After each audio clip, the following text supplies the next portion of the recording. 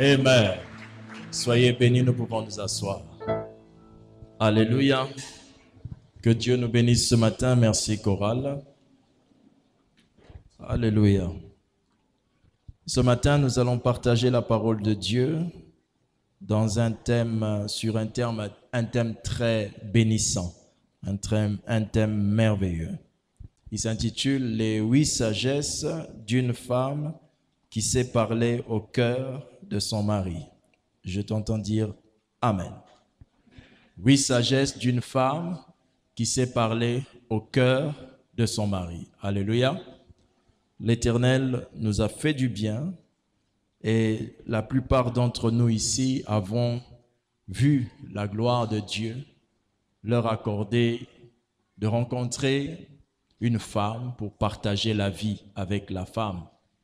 Certains sont dans la période appelée fiançailles, d'autres sont dans la période appelée mariage.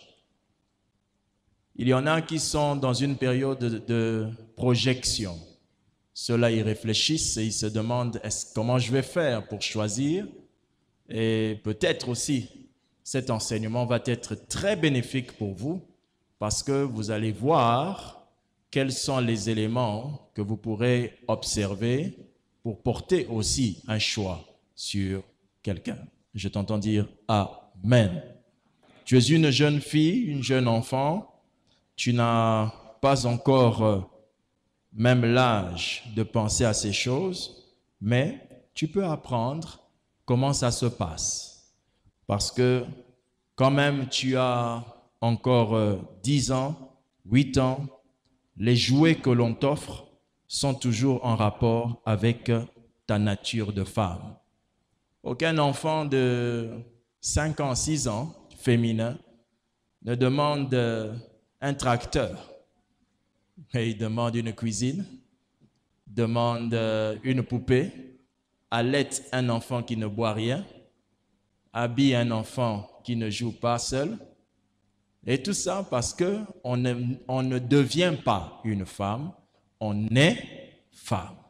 Donc, si quelqu'un n'a pas l'âge du mariage, ce message l'intéresse et le concerne parce que, comme tu allaites ton bébé, tu vas apprendre aussi en jouant comment tu vas parler à ton époux. Que Dieu nous bénisse. Alors, ce matin, le thème dit les 8 sagesses. Les 8 sagesses d'une femme qui sait parler au cœur de son mari. Mais il faut déjà, avant de continuer, expliquer que on dit les 8 sagesses, mais il y a une différence avec la sagesse et une sagesse. La sagesse, ce n'est pas une sagesse. Une sagesse, ce n'est pas la sagesse. La sagesse.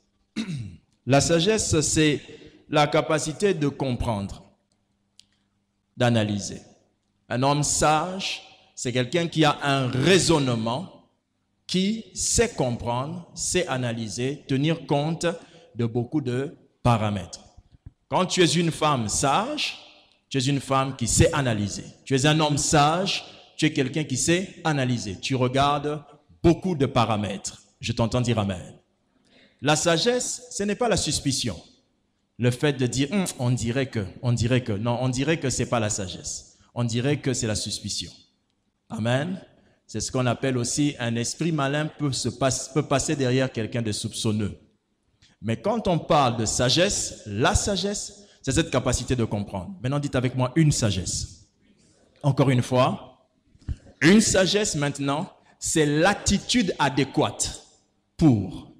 Une sagesse, c'est l'attitude qu'il faut avoir pour ce que tu as compris. Tu comprends avec la sagesse, tu agis avec une sagesse. Tu comprends bien parce que tu utilises la sagesse.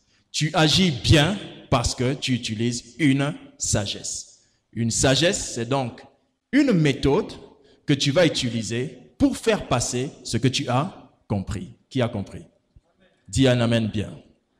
Notre thème ne dit pas la sagesse d'une femme qui sait parler, mais notre thème parle de 8 sagesses, c'est-à-dire 8 méthodes, 8 attitudes, 8 comportements à avoir lorsque tu veux parler à ton mari. Donne un amen.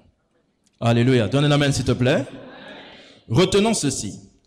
C'est parce que vous avez la sagesse que vous saurez utiliser une sagesse. C'est ce que je vous ai dit tout à l'heure. Vous devez savoir que la relation entre un homme et une femme est fondée sur le dialogue.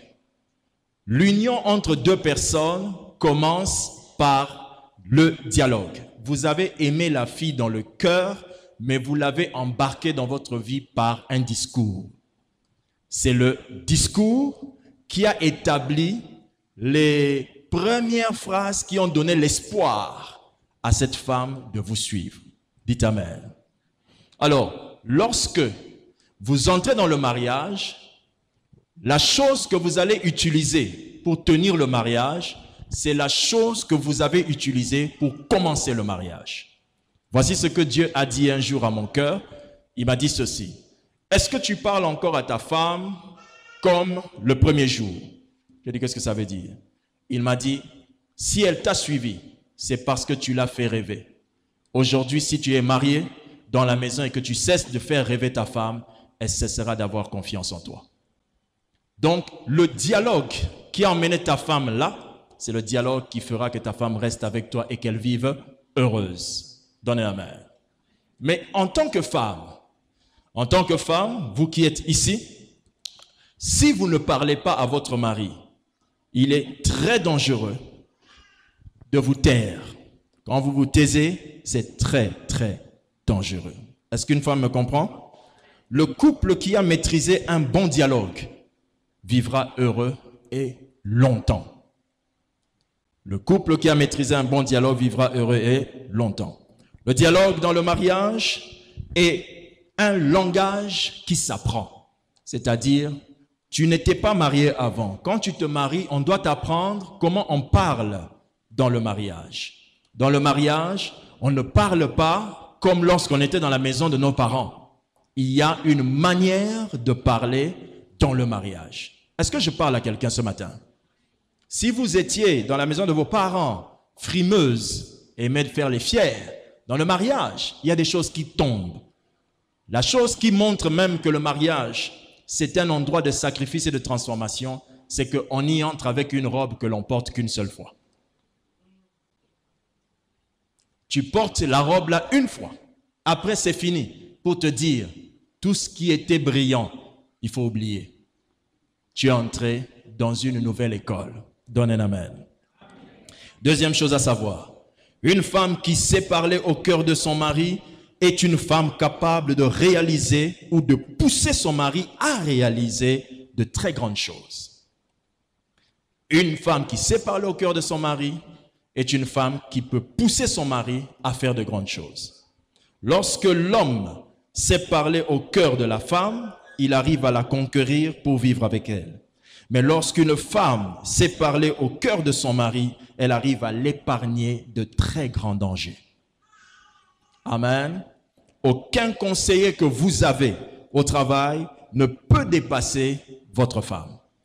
Elles ont la capacité du conseil au point que Dieu, quand il a envoyé l'homme sur la terre, Dieu était avec Adam dans le jardin sans être capable de conseiller Adam.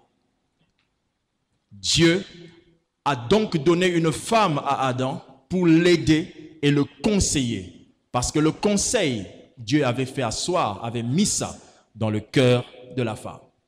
Le jour où l'humanité a péché, c'est le jour où la femme a choisi de pécher. Parce que le conseil de l'homme n'a pas pu la changer, car c'est elle qui a le conseil qui change l'homme.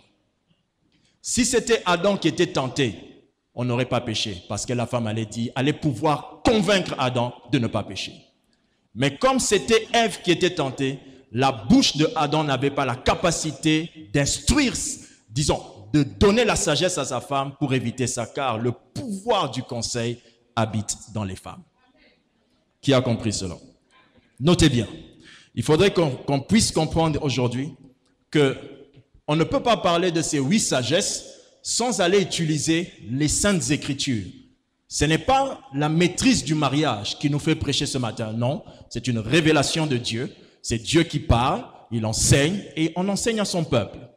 Donc, si c'est Dieu qui parle, les textes bibliques doivent appuyer chaque point que nous allons énumérer. Et non pas mon père m'avait dit, mon oncle m'avait dit. Donne un amen. C'est pourquoi on va utiliser l'histoire d'une femme qui a su parler au cœur de son mari. Cette femme s'appelait Esther. Donne un amen. Dis avec moi Esther 3 fois. L'histoire d'Esther, pourquoi? Parce que Esther s'est retrouvée dans une situation dans laquelle il fallait être capable de toucher le cœur de son mari pour changer une décision qui était prise contre eux. Quelle décision? Un certain monsieur du nom de Haman avait décidé de faire signer le roi un acte qui devait tuer toutes les personnes qui étaient avec eux, les Juifs, tous les Juifs. Tous les Juifs, la famille de la reine, toutes ces personnes étaient dans la liste. Et cet homme, Haman, a pu faire signer cette loi. Et le roi l'a signée sans réfléchir. Dites avec moi, sans réfléchir. La royauté d'un homme n'est pas la sagesse. La position que tu as dans la vie ne te donne pas plus d'intelligence que ta femme. Ce n'est pas parce qu'il était roi qu'il était devenu plus sage que sa femme, et ce n'est pas parce qu'il était grand mathématicien qu'il était plus intelligent que sa femme pour la vie. Sa royauté ne l'a pas empêché de commettre une erreur. Quelle que soit votre position, connaissance de la Bible, votre femme vous donnera un conseil qui va vous épargner de commettre une erreur que vous allez regretter demain. Je parle à quelqu'un ce matin. Amen. Alors, cette femme, Esther, à cause de cette histoire qu'il fallait tuer tous les Juifs, Esther a dû aller voir son mari. Quand Esther est allée voir son mari, elle a convaincu son mari de changer d'avis parce qu'elle était une femme qui était capable de parler au cœur de son mari. Que Dieu vous donne, à vous qui n'êtes pas encore mariés, des femmes de ce genre, à nous qui sommes mariés, que Dieu affermisse ça si ça existe, ou que Dieu augmente ça si ça existe. Et s'il n'y a pas, nous prions que Dieu donne cela au nom d'eux. Alors, voici les 8 sagesses que Esther a utilisées pour parler au cœur de son mari, changer un édit royal. Dites avec moi, changer un édit royal. Une décision royale ne se change pas. Du point de vue royal, lorsque un roi a pris une décision et que le sceau du roi est placé dessus, c'est-à-dire sa signature, on ne peut pas changer ça. Mais cette femme a pu conseiller le roi d'aller à l'encontre d'une loi qui existait et existe jusqu'à ce jour. Quand le président signe un décret présidentiel, disons par exemple qu'on libère des gens, l'amnistie, comme on appelle ça, quand il a dit que tu aimes la personne qu'on libère ou pas, elle sortira. Parce que ça ne se change pas. Mais cette femme a changé une habitude qui régnait avant et qui continue à régner jusqu'à ce jour. Mais qu'est-ce qu'elle a fait? Donne-moi un amen ce matin, à l'honneur de Dieu. Amen. Première sagesse. Lisons la Bible dans Esther 4, verset 14, et nous allons découvrir la première sagesse. Esther, chapitre 4, au verset 14. Esther 4, verset 14. Vous y êtes, frères?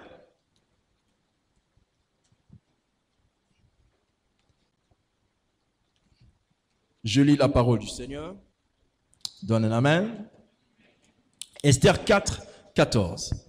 Car si tu te tais maintenant, le secours et la délivrance surgiront d'autre part pour les Juifs. Et toi et la maison de ton père, vous périrez. Qui sait, et qui sait, si ce n'est pas pour un temps comme celui-ci que tu es parvenu à la royauté. Amen. Cette phrase a été dite par Mardochée, famille, un parent de Esther.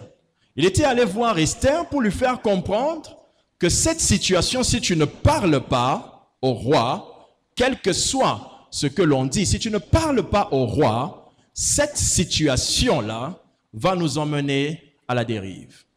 Si tu ne te lèves pas pour aller parler au roi, notre pays, le peuple, risque de périr. Quand Mardochée lui a dit ça, Esther a pris une décision après cela.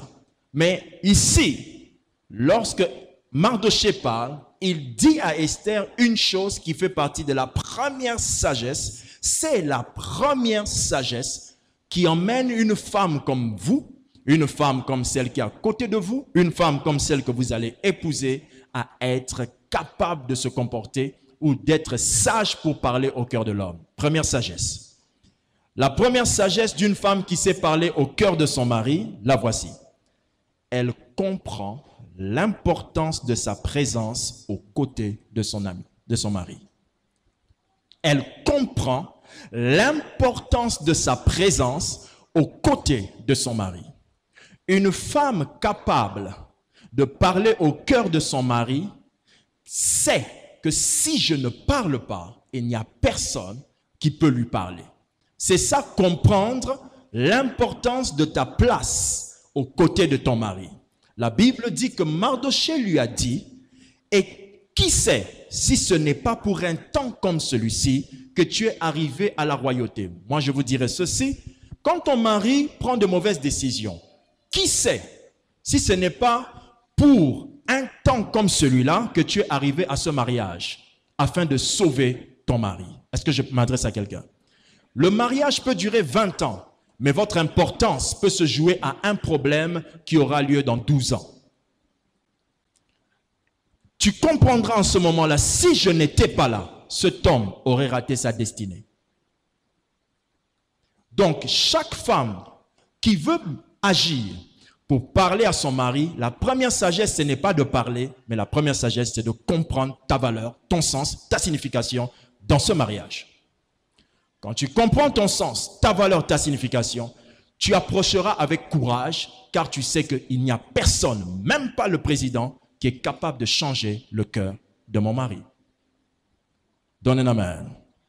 Deuxième sagesse. Nous lisons dans Esther chapitre 4, verset 15, ceci. Toujours dans cette belle histoire, vous voyez qu'une réaction étonnante va se faire.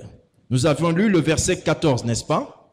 Maintenant, regardez, le verset 14 nous a dit, « Et qui sait si ce n'est pas pour un jour comme celui-ci que tu es arrivé à la royauté ?» Verset 15, que dit la Bible? Vous y êtes, frère? C'est l'un des versets, il fait partie des plus courts versets de la Bible. Pas le plus court, mais ça fait partie des plus courts. Que dit la Bible? Esther envoya dire à Mardochée. 2 points, on saute, ça devient un autre verset. Pourquoi est-ce qu'on a retenu ça comme un verset? Cette petite portion.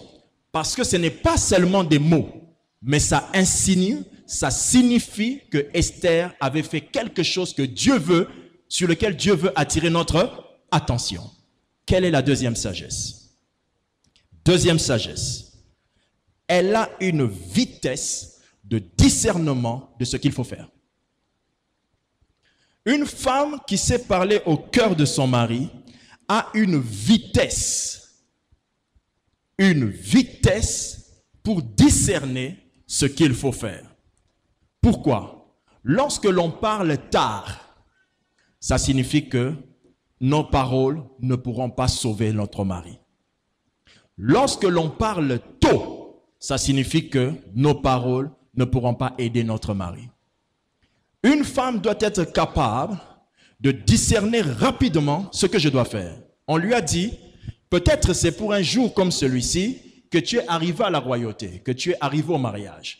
Elle n'a pas dit, non, Mardochée, toi tu parles toujours comme ça. Vous êtes toujours comme ça, les membres de la famille. Non, elle n'a pas discuté, mais elle a compris rapidement, je dois faire quelque chose. Elle a réagi en disant, la Bible dit, Esther envoya dire à Mardochée.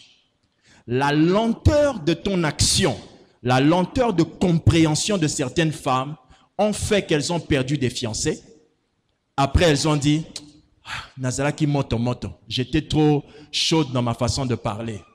À cause d'un manque de promptitude, on appelle ça une vitesse de bien réagir. Certaines personnes ont laissé des situations rester, continuer, s'agrandir et créer un divorce. Tout ça pourquoi? Tu n'avais pas compris qu'il fallait réagir. Tu t'étais dit, Avananae. J'entends une sœur ici dire Amen.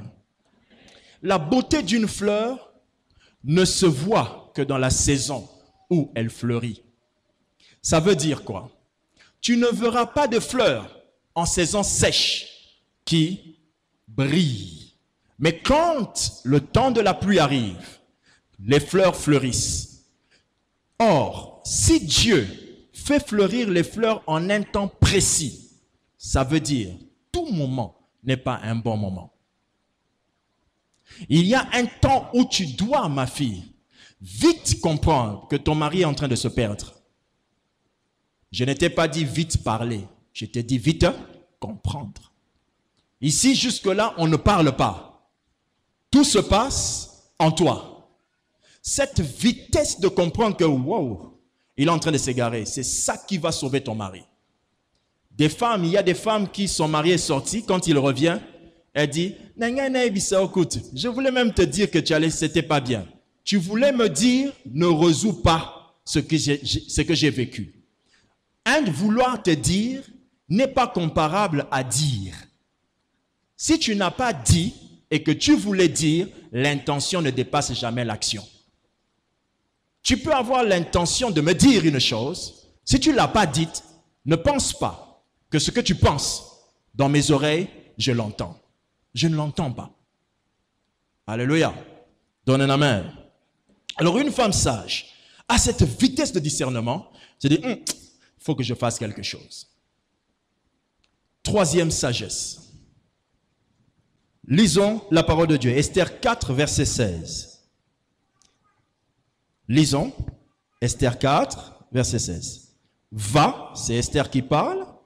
Va, rassemble tous les Juifs qui se trouvent, où ça? À Suse.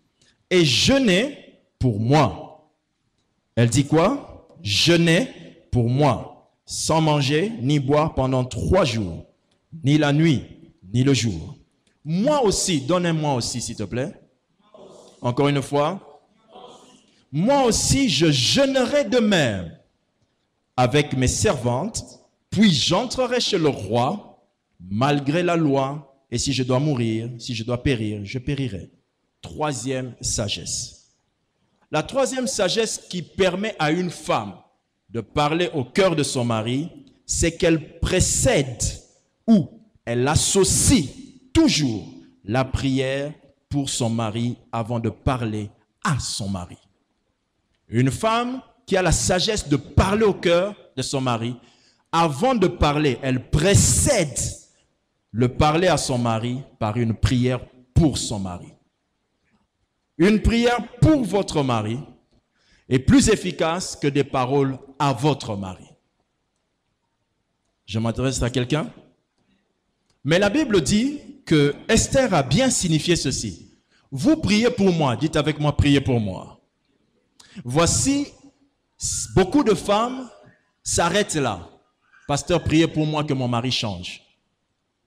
Le pasteur ne peut pas changer votre mari si vous n'avez pas la sagesse de faire ce que vous devez faire. Pasteur, priez pour moi n'a pas le pouvoir de transformer ton mari, car la prière du pasteur crée l'atmosphère de changement, mais ton action vis-à-vis de ton mari crée le changement. La Bible déclare que l'Esprit de l'Éternel venait et se mouvait. La Bible déclare l'Esprit de l'Éternel saisissait les serviteurs de Dieu. Et la Bible dit après, puis il pria, puis il fit, puis. Ça veut dire, l'Esprit peut être sur vous sans que vous ayez l'accent, que vous ne puissiez agir. L'Esprit n'agit pas. L'Esprit n'agit pas à votre place. L'Esprit est sur vous en vous donnant le pouvoir d'agir. Et quand vous agissez, l'Esprit donne le succès à l'action. Une femme qui est sage ne dit pas, naokota mabondeli pour mobile nanga a changé, mais sans pouvoir aller le changer. Il faut aller le changer. Tu peux entrer dans un grand programme de prière, mais tu as encore un rôle. Allez le changer. Ici, quand on demande de prier, il faut prier pour votre mari. Pas prier pour... Vous avez une vie de prière où vous priez beaucoup pour l'église, beaucoup pour ceci. Non, non. Je vais rappeler cette phrase que Dieu nous avait dite. Dieu avait dit ceci. La chose qui a du succès dans tes sujets de prière, c'est la chose que tu vivras en premier. C'est-à-dire que les choses que vous dites le plus dans la prière sont les choses que vous allez vivre. Et il y a des femmes qui prient bien pour leur pasteur, mais mal pour leur mari. Ce sont des mauvaises femmes. S'il n'y a pas de paix dans votre foyer, tout ce que vous faites à l'église n'aura pas de succès. Je ne sais pas si je parle à quelqu'un. Ta première église, c'est votre foyer. Ici, c'est l'église où nous tous on vient. C'est l'église du Seigneur. Mais ta première église, c'est le foyer. Retiens 3 paroles de sagesse par rapport à prier pour ton mari. Voici les 3 paroles que je vais te communiquer. Première parole.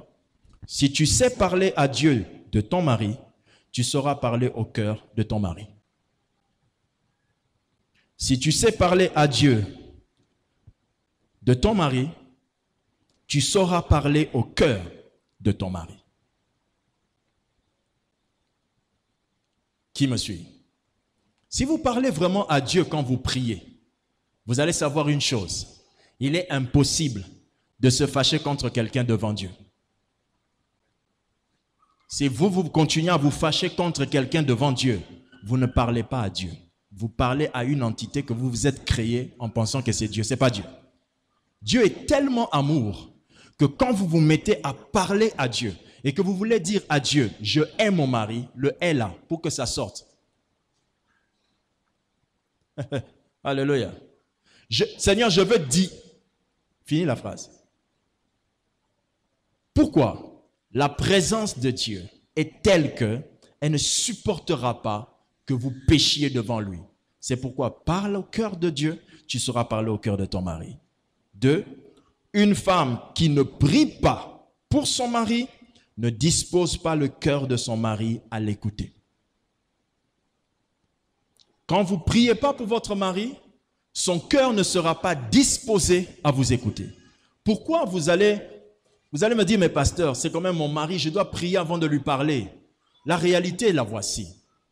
C'est que votre mari subit plusieurs discours avant de rentrer à la maison.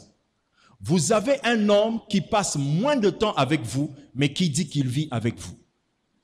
Donc, pour parler à quelqu'un qui passe plus de temps dehors, sous l'effet de conversations de ses amis, des mauvais témoignages des couples de ses amis, pour parler à une telle personne et la changer, il faut nécessairement avoir un appui de Dieu. Est-ce que je m'adresse à quelqu'un? Parce qu'il dit qu'il vit avec toi, mais en réalité, il dort avec toi. Je parle à quelqu'un. Vous qui êtes dans un foyer où le mari travaille et la femme travaille, ce que je dis est encore plus sérieux dans votre mariage. Vous avez très peu de temps pour transformer la personne. Donc, priez pour elle avant de lui parler. La bouche qui parle à Dieu saura toujours parler au cœur d'un homme. Toujours. Où est-ce que nous tirons tout ce que nous venons de dire? Inspiré de Proverbe 21, verset 1er. Le cœur du roi est un courant d'eau dans la main de l'Éternel. Le cœur du roi est un courant d'eau dans la main de l'Éternel. Il l'incline partout où il veut. Le cœur du roi est entre les mains de l'Éternel. Dieu incline le cœur du roi là où il veut. Et dans votre mariage, votre mari a tendance à se comporter comme un roi. Vous-même, vous le savez, n'est-ce pas? Il arrive, il ne tient même pas compte que tu es fatigué, tu dois lui servir, tu dois venir lui tenir compagnie pendant qu'il mange. Quand toi tu manges, il n'est jamais là, même quand il est en congé à la maison. Voilà, il se prend pour un roi. Bon, on va changer ça peut-être, que Dieu nous aide. On va trouver les versets pour ça. Pardonnez-nous d'abord. Donc, si le cœur d'un roi est entre les mains de Dieu et que Dieu peut l'incliner là où il veut, si vous voulez que votre mari vous écoute dans un sens, que faites-vous? Parlez à celui qui tient le cœur de votre mari. Acclame Dieu.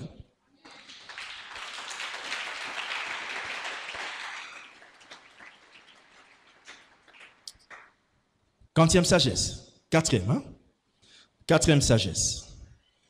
La quatrième sagesse est l'une des sagesses que j'aime beaucoup. Et vous allez voir que Esther, Esther, vraiment, si elle était en l'an 2020, une des filles de l'église, je ne sais pas si j'allais la laisser partir avec un petit garçon de n'importe où. J'avais dit, ma fille, cherche un vrai frère. Quelle sagesse! Regardez. Esther chapitre 5, verset 1 au verset 2. Écoutez ce que dit la Bible. J'aime la parole de Dieu. Regarde. Quelle précision! Allons-y. Esther 5, verset 1er au verset 2. Le troisième jour, comment? Dis avec moi le troisième jour. Le troisième jour, Esther fit quoi? Mit ses vêtements comment? Et se présenta dans la cour intérieure de la maison du roi, devant la maison du roi. Le roi était assis sur son trône royal, dans la maison royale, en face de l'entrée de la maison. Verset 2. Lorsque le roi vit, qui ça? La reine Esther. Comment? Debout. Dans où? Dans la cour. Elle trouva quoi? Grâce à ses yeux. Et la Bible dit, et le roi tendit à Esther le sceptre d'or qu'il tenait à la main. Esther s'approcha et toucha le bout du sceptre. C'était une attitude des rois quand tu as trouvé grâce, quand il te dit de venir, il tend le sceptre, tu peux le toucher, tu peux venir. Maintenant, ici, ce que vous êtes en train de voir, c'est la quatrième sagesse. C'est quoi la quatrième sagesse qui permet à une femme de savoir parler au cœur de son mari? Quatrième sagesse, écrivez-la très bien. Si vous pouvez la graver sur votre mur, faites-le. Ou bien peindre. Il y a le frère Sampaio qui peut peindre chez vous cela. Quatrième sagesse, elle associe une femme qui sait parler au cœur de son mari. Elle associe le langage de son apparence ou de son accoutrement aux objectifs de ses paroles. Elle associe le langage de son apparence, son accoutrement aux objectifs de ses paroles. Quand elle sait qu'elle veut te parler dans tel sens, son apparence ou bien accoutrement, la manière de s'habiller, va être en fonction de ce qu'elle vise te dire. C'est une femme sage. Être la femme du roi Assuérus, Esther, telle que tu es la femme, ça ne veut pas dire que parce qu'il t'aime, que quand tu vas venir en habit délabré pour lui dire chérie je t'aime, il va trouver que tu l'aimes. Il peut même croire que tu l'insultes. Il y a des femmes qui sont absentes dans l'accoutrement mais présentes dans le langage. Tu es mon mari, je t'aime beaucoup. Les cheveux comme ça, l'habit par là, et elle te dit, un mari comme toi, les femmes doivent être jalouses de moi. Toi, tu regardes le moi là, qui dit que les femmes doivent être jalouses d'elle là. Alléluia, donne la main. Une femme sage qui sait parler, la quatrième sagesse d'une femme qui sait parler au cœur de son mari, c'est que quand elle veut t'emmener à quelque chose, elle met le vêtement qui correspondra au discours qu'elle va te dire. Pourquoi? Parce que le vêtement parle. Qui dit Amen?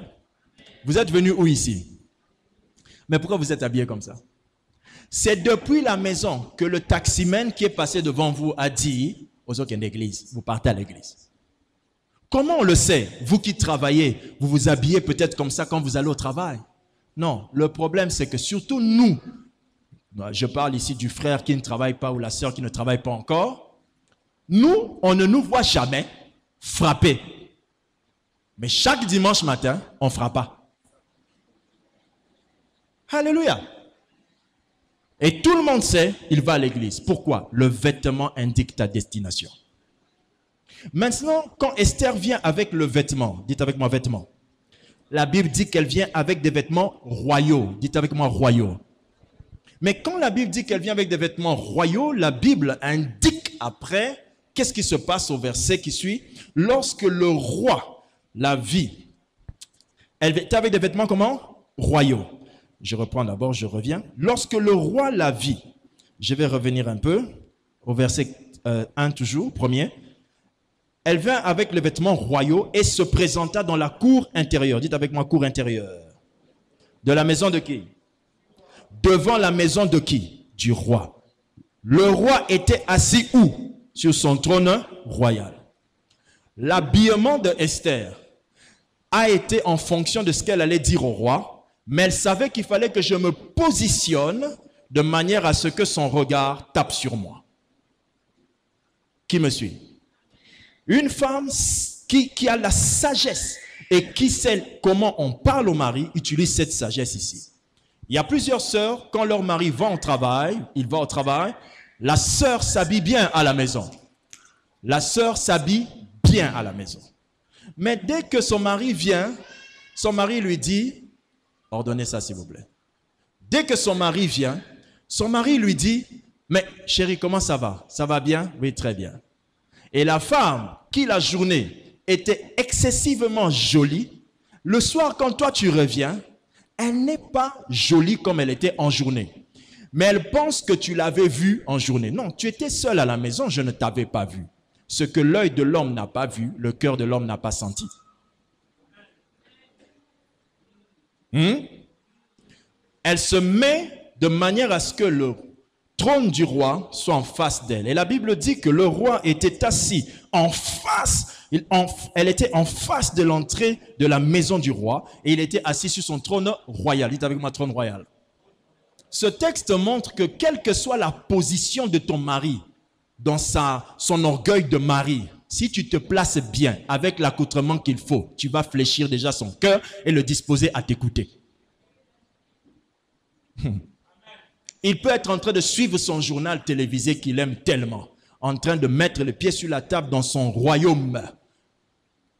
Vous me suivez, non? N'aie pas peur de ça. Tu es femme, tu as la sagesse de pouvoir prendre son regard, le déplacer vers toi. Car il te suffit de venir débarrasser l'eau que tu lui as donnée dans un vêtement qui le débarrassera de la télé et tu verras le succès. Alléluia. Donc, la femme sage ici, cette femme ici qui utilise cette sagesse, elle utilise la sagesse de l'accoutrement qui correspond à mon discours.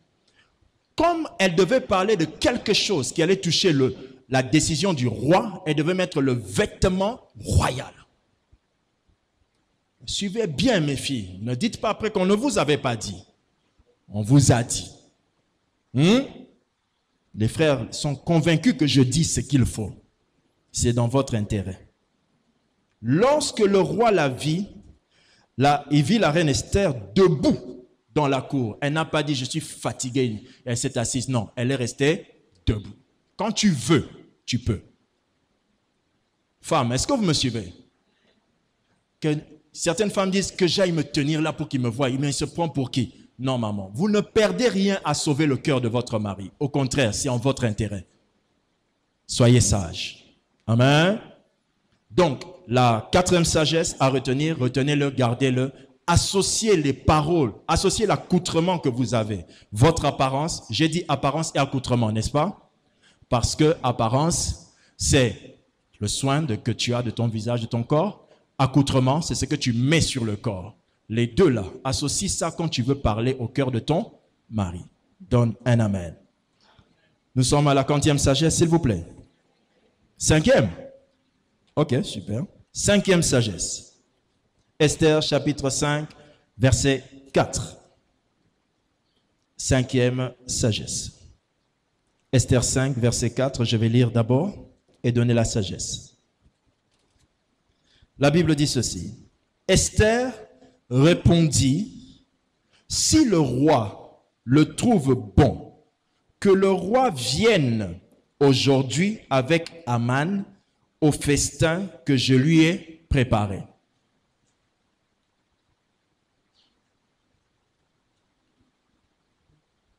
Hello. Si le roi trouve bon, que le roi vienne aujourd'hui, dites avec moi aujourd'hui, avec Aman au festin que je lui ai préparé. Cinquième sagesse. La femme qui sait, jusque-là, est-ce qu'elle a parlé? C'est pourquoi les femmes qui parlent beaucoup n'arrivent à rien. Jusque-là, elles ne parlent pas. Cinquième sagesse. Elle a une intelligence. Une femme qui sait parler au cœur de son mari, elle a une intelligence pour comprendre le temps et le moment pour parler de manière efficace. Alléluia. Certaines femmes viennent expliquer à leur mari qu'on était venu couper l'Internet à la porte d'entrée quand il sort de sa voiture. Tu sais qu'on a coupé l'Internet? Tu m'as coupé aussi le plaisir de te voir. Ce n'est pas sage. Une femme qui sait parler au cœur de son mari, elle a l'intelligence pour discerner le temps et le moment. J'ai dit le temps et quoi? Parce que c'est différent. Le temps, c'est quoi? Le temps, c'est la période. Le moment, c'est l'instant. On est tous, je donne toujours cet exemple, on est déjà en saison de pluie, oui ou non? Est-ce qu'il y avait la pluie hier? Il y avait la pluie avant-hier? Mais il y a la pluie haut. C'est le moment de la pluie, mais on était déjà au temps de la pluie. Qui a compris? Une femme qui est sage et qui a la sagesse de parler au cœur de son mari, parle au temps et au moment qu'il faut pour parler. Elle sent que l'atmosphère est bien et elle a un petit signe qui va l'indiquer que maintenant. Alléluia.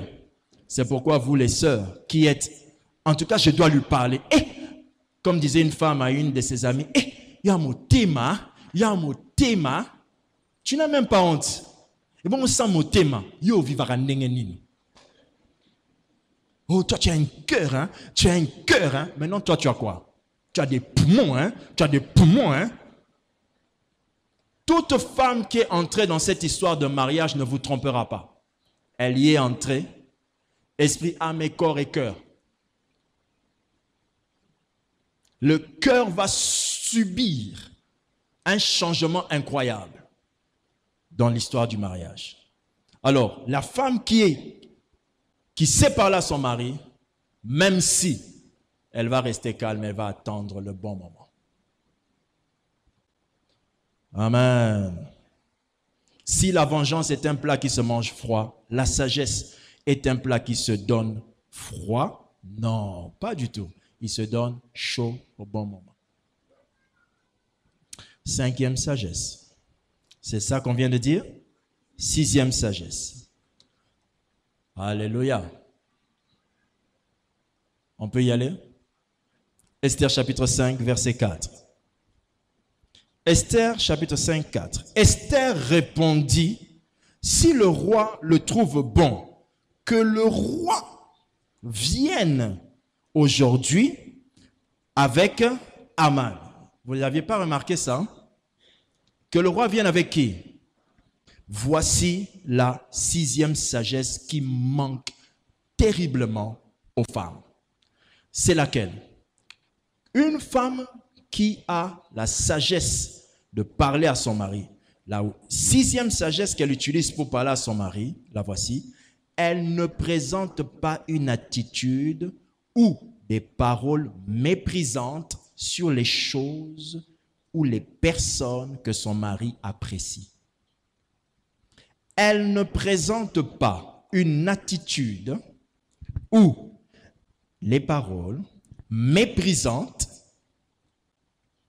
sur les choses ou les personnes que son mari apprécie. Voici la sagesse. Vous remarquez qu'elle invite qui? Son mari et qui? Aman. Aman, c'est la personne qui lui fait du mal. Mais Aman, c'est la personne que son mari apprécie. Quand vous voulez parler à votre mari d'une chose, n'ayez pas l'habitude de mépriser cette chose avant de parler. Il ne vous écoutera pas.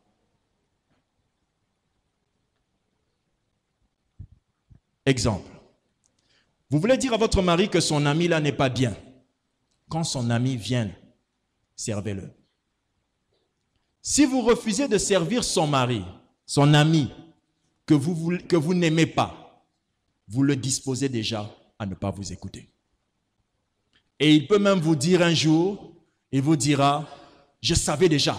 Ça devient une question de dispute.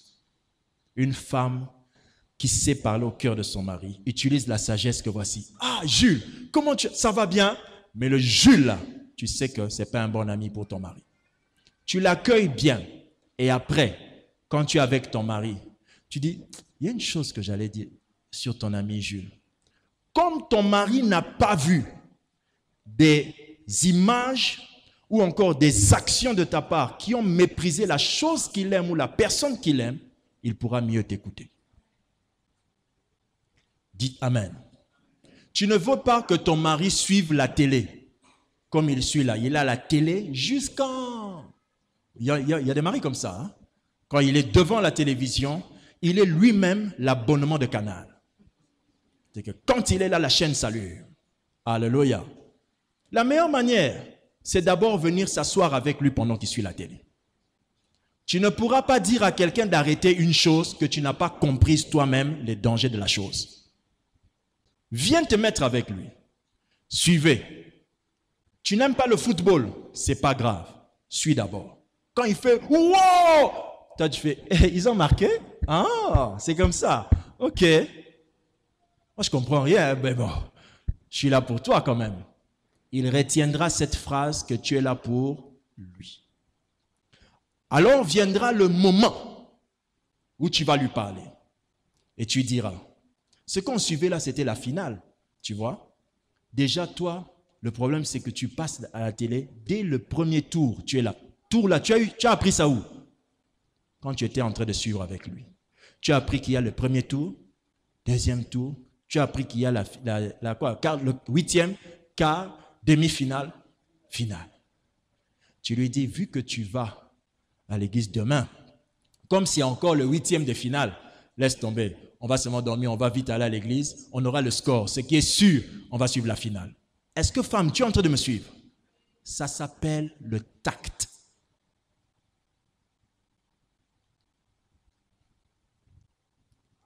Amen. Pourquoi c'est aux femmes que l'on dit ça? La femme est habituée au dosage. Dites avec moi dosage. Toutes les fois que vous allez en cuisine, chaque jour, Dieu parle aux femmes avec le langage du dosage. Pas trop de sel. Diminue l'eau. Pas ça. Ajoute. Vous voyez tout ça? Vous êtes habitué au dosage. Maintenant, une femme qui sait cuisiner, une femme qui voit ça tous les jours, Dieu t'a déjà inspiré, enseigné à apprendre à faire quoi?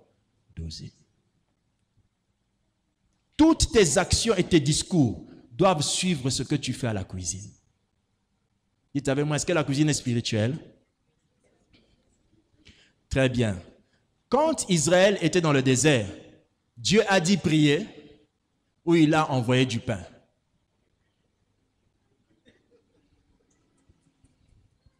Dieu vous parle dans votre cuisine.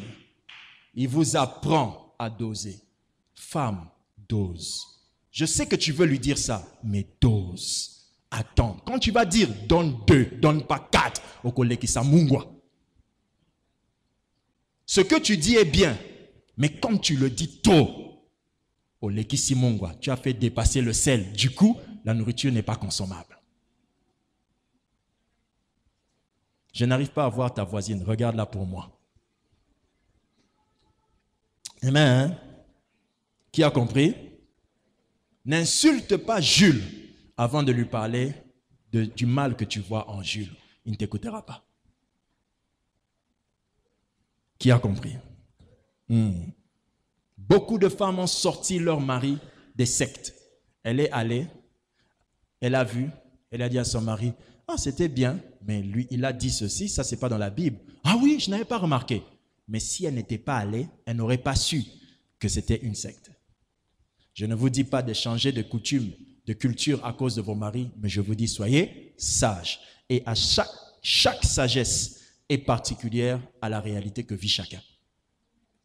Alléluia. Très bien. Quantième? Sixième. Sixième? Septième. Septième sagesse. Préparez-vous, la huitième, elle est tellement intéressante. Septième sagesse. Esther chapitre 6, verset 1er. Cette nuit-là, on parle du roi Assuérus. Cette nuit-là, qu'est-ce qui s'est passé? Le roi ne put pas dormir. Le roi ne put pas dormir. Pourquoi il n'avait pas pu dormir? Dieu a mis dans le roi un souci en rapport avec ce que va dire Esther. Mais juste avant cette nuit, le roi était dans la maison d'Esther et lui a dit, « Demande-moi ce que tu veux. » Esther ne lui a pas parlé avant que cette nuit arrive. Pourquoi? Septième sagesse. Une femme qui sait parler au cœur de son mari utilise cette sagesse ici. La voici. Elle fait confiance en l'action de Dieu avant son action. Elle fait confiance en l'action de Dieu avant quoi? Son action. Alléluia. Alléluia. Elle a prié. Dieu a commencé à contrôler le cœur de son mari. Dieu a enlevé la paix dans le cœur de son mari. Et son mari a commencé à s'inquiéter sur un sujet. Et quand il s'inquiète sur le sujet, la Bible déclare que cette nuit-là, le roi ne put pas dormir et il se fit apporter le livre des annales, les chroniques, et on le lui apporta. On lut cela, devant le roi. Alors, le roi s'est mis à écouter les histoires des gens qui ont fait des choses pour le pays. Et on cite le nom de qui? Aman. La personne pour laquelle, on cite le nom de Mardoché, La personne pour laquelle Esther voulait parler au roi, c'était qui? Mardoché. Mais avant qu'elle cite le nom de Mardoché, elle a laissé Dieu citer le nom de... Une femme sage parlera tellement à Dieu pour pouvoir faire en sorte que Dieu commence le sujet qu'elle va dire à son mari. Que Dieu commence. Vous entendrez Écoutez, je vais dire ceci. Ça, c'est une grande sagesse des femmes qui savent parler au cœur de leur mari. Votre mari peut croire que c'est lui. En fait, c'est vous qui contrôlez tout. Les hommes ont tellement raison qu'il faut lui donner raison en lui montrant qu'il a tort. Comment? Dites avec moi, amen. Faites-lui croire que c'est lui qui a pris la décision ou que c'est lui qui comprend ça. Quand on a dit ici que le roi a entendu parler de ce que Mardoché avait fait, c'est bien ça, n'est-ce pas? Quand il a entendu cela, le roi déjà dans son cœur avait dit, est-ce qu'on avait pensé au type là? Vous suivez? Quand maintenant Esther est venue lui parler de la situation du peuple qui était venu, qu'on avait annoncé par la bouche de qui? Mardoché. Le roi était déjà disposé à l'écouter jusqu'à la fin et à faire quelque chose parce que le nom de Mardoché était déjà cité à son cœur. Toutes les personnes que vous aimez, très souvent sont des personnes que Dieu a aimées avant que vous l'aimiez. Il y a des gens que Dieu cite dans votre cœur avant que vous les citiez avec votre bouche. Vous allez dire à certaines personnes, je n'arrive pas à l'oublier, c'est ça. Ne pas arriver à l'oublier veut dire que Dieu te parle toujours de la personne. Amen. Alléluia. Et cette femme attendait que Dieu agisse avant d'agir. Amen. Quand vous voulez aider votre mari, vous devez vraiment apprendre à être patiente. Vraiment. Que les femmes patientes soient encore bénies au nom de Jésus. Vous nous aidez tellement. Merci beaucoup. Dites avec moi, 8e sagesse. J'appelle cela la sagesse en or. C'est la sagesse en or. En tout cas, j'ai vu des femmes sages. J'ai vu des femmes utiliser des sagesses. Mais là, j'ai trouvé ça extrêmement sage. Voulez-vous qu'on lise cela? Esther chapitre 7. Ma fidélité, écoute ça. Esther chapitre 7, verset 3. Non, la Bible. La reine Esther répondit: si j'ai trouvé grâce à tes yeux, ô roi, et si le roi le trouve bon, accorde-moi la vie, virgule, voilà quoi, ma demande, virgule, et sauve mon peuple, virgule, voilà quoi, mon désir. Hey, hey, hey. La Bible. Hey, alléluia, alléluia, alléluia. La sagesse en or. Si tu avais oublié tous les 7 points, retiens celui-ci seulement, ça ira. Bien-aimé mari, si votre femme est ici aujourd'hui, allez déjà ouvrir pain champagne, mais allez déjà ouvrir une bouteille de sucre ou d'eau. Buvez, rafraîchissez-vous, car la sagesse est entrée dans la maison. Écoutez, elle dit ceci. C'est le roi qui lui a posé la question. Tu voulais me parler, dis-moi. Quelle que soit la chose que tu me demandes, je vais te donner. Maintenant, regardez ce qu'elle fait. Elle dit ceci, elle divise ce qu'elle a à dire en deux. Dites avec moi, divise en deux. Femme, divise en deux. Femme, divise en deux. Dis encore divise en deux, s'il te plaît. Elle présente sa demande et après, elle présente son désir. Qu'est-ce qu'elle voulait déjà dire à son mari depuis le début? C'était quoi? Sa demande ou son désir? Son désir. Le problème qu'elle était venue traiter, c'était que son peuple était en train de périr, sur le point de périr, et qu'on allait les exterminer. Mais au lieu de dire, j'ai appris qu'on veut exterminer mon peuple, toi vraiment, mon mari, un garçon comme toi, tu m'as pris dans ma famille. Non, non, non. Mes filles, ne parlez pas comme le nombre de vos cheveux. Ne faites pas ça. Ne parlez pas comme le nombre de vos cheveux. Ça va vous détruire. Amen, amen, amen. Mais elle fait quoi? Elle utilise la sagesse, la 8e, je l'appelle la sagesse en or. Elle divise sa conversation en comment? En deux. Elle présente d'abord sa demande. Question, sa demande touchait qui? Elle. Son désir touchait qui? La meilleure... Alléluia. Que Dieu bénisse Esther. La meilleure manière de parler au cœur de votre mari, c'est de toujours présenter, premièrement, le bénéfice que vous sentirez en vous avant de lui présenter ce que vous voulez que lui fasse pour vous. Ça veut dire quoi? De manière pratique, quand vous parlez à votre mari, ayez l'habitude de lui faire sentir que la chose que vous êtes en train de dire, c'est d'abord pour votre plaisir sentimental de votre corps.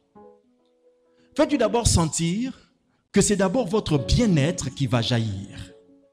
Et ensuite, dites-lui le vrai désir de votre cœur. Exemple. Jésus a dit ceci quand il enseignait à parler à l'épouse. Il a dit, je sais que tu aimes ceci, tu fais bien ceci, tu fais bien cela, mais ce que j'ai contre toi. Jésus nous apprend que pour parler à quelqu'un, parle-lui d'abord de ce que toi tu ressens et tu lui diras ce que tu veux qu'il fasse. La première chose, dites-lui ce que ça vous fait, vous.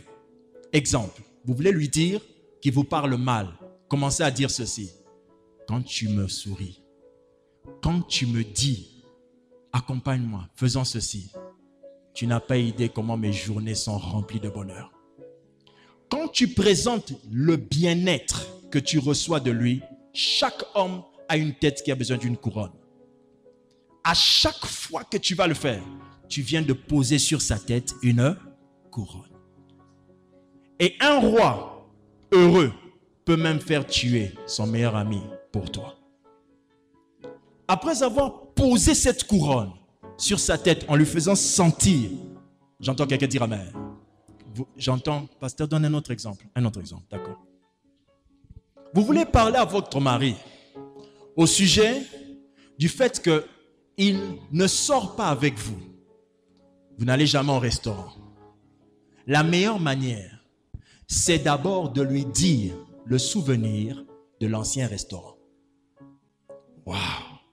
Tu te rappelles quand on était allé chez Tracien, le restaurant chez Tracien? Waouh! J'avais passé une belle journée. C'est l'une des plus belles journées de ma vie. Tu sais, je n'oublie jamais ça. Oh, ah bon, hein? Quand il fait ah bon, hein? C'est la joie de la couronne. Oh, ah bon? Il se sent. Il ne sait pas que c'est toi qui le sens. Ah bon? Ah, tu sais qu'il y a un nouveau restaurant qui est sorti au niveau de... Oh, ah, c'est vrai? Ah, mais il faut qu'on visite ça. Hein? Tu es arrivé au désir que tu cherchais. Mais en présentant d'abord la demande qui te touche. Présente-le ce que toi tu ressens. Dis-lui ce que tu désires. La force dont il a besoin pour sauver Israël viendra de la force que tu lui as fait sentir qu'il a pour te rendre heureuse. Une femme qui parle au cœur de son mari racontera toujours les épreuves gagnées de son mari avant de lui dire la chose. Tu veux lui dire qu'il est un mauvais sportif dans le sport. Tu lui diras d'abord le jour où il avait marqué des buts. Tu es arrivé? Et là, tu lui diras, j'aimerais bien que tu marques encore un but comme ça. En ce moment-là, c'est en douceur qu'il va aller porter son vêtement d'entraînement pour commencer à s'échauffer. Parce qu'il sait que la finale, c'est pour bientôt. Faites-lui faire la chose en lui montrant le plaisir que vous avez quand il le fait. Vous pourrez lui faire faire encore d'autres nouvelles choses. Si vous trouvez une femme comme ça, frère, vous êtes l'un des hommes les plus heureux de la planète. Que Dieu vous bénisse.